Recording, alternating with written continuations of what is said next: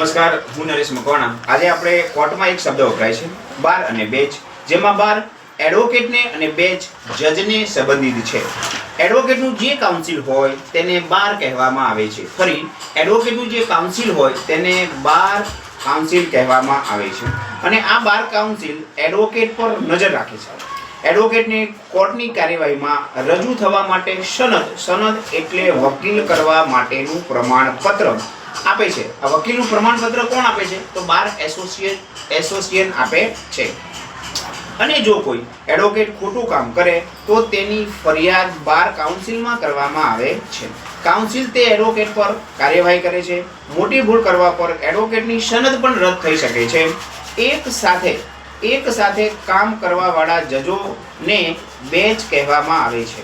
જે બેથી વધારે જજની બેન્ચ હોય, એક સાથે જ કામ કરતા હોય, કોઈ કેસની એક જ સાથે સુનાવણી કરતા હોય તેવી બેન્ચને તે કામ કરવાની સિસ્ટમને બેન્ચ કહેવામાં આવે છે.